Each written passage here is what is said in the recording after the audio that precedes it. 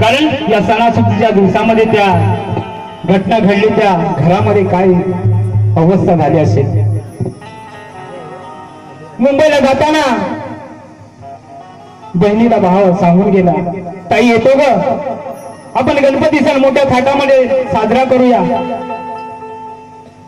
मुलगा आईला सांगून गेला, आई आता राहण्याचा हट्ट धरू नको, मी येतो गणपतीला, अवघे 10 दिवस राहिलेत ग, मी येईन गणपतीला, आपण मोठा गणपती सण थाटामाटात करू, आपल्या बहिणीचं लग्न करू आणि पुढल्या वर्षी घर बांधू.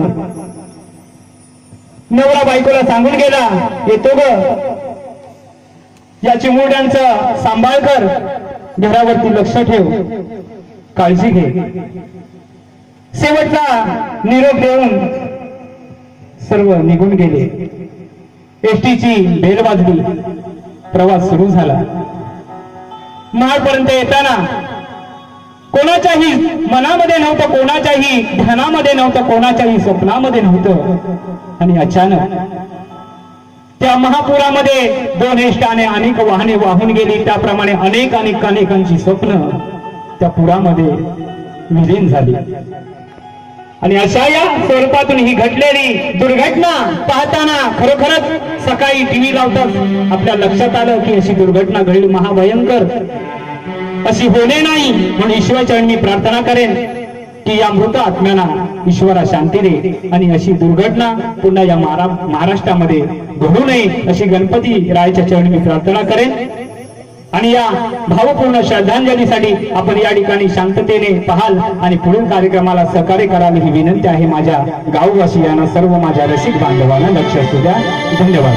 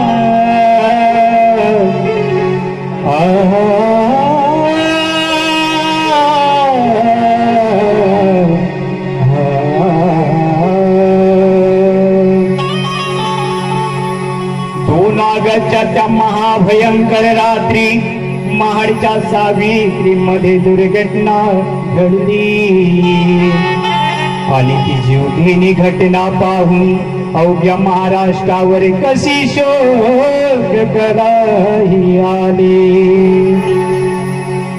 घडू नये ती घटना घडली पाहून सारी ढसाढसा हुरडली. पण जीवा भावाची माणसं कशी पान वाहून गेली. सोसाट्याचा वारा गणपतीनं वाहून मेघाच्या धारा उधाण ऐसे कानरूपी आले होते. गंगावित्रीच्या नदीचा पुरा उद्ध्वस्त करत होता त्या पुलाला महाभयंकर पाण्याचा मारा आणि क्षणात या कार्य तुटलं. कैकांचा आयुष्य तारा दुःख झाले ती घटना पाहून साऱ्या लहान थोरा आणि आठवणी ताया साऱ्यांची वाती नयनी अश्रूंच्या धारा.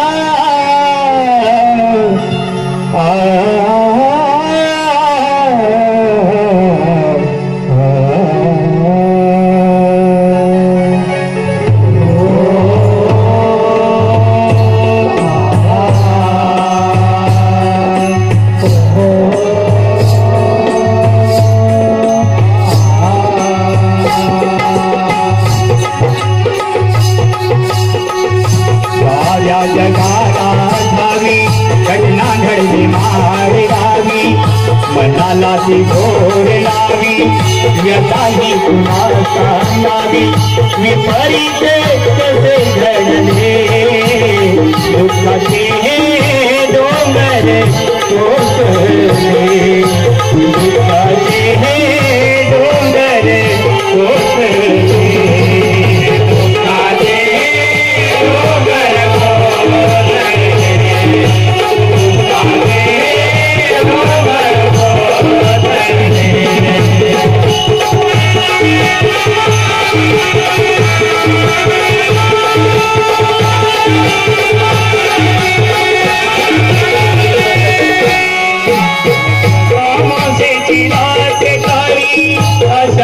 भयानक वेळी मराठी माणसं कधी नाही राहून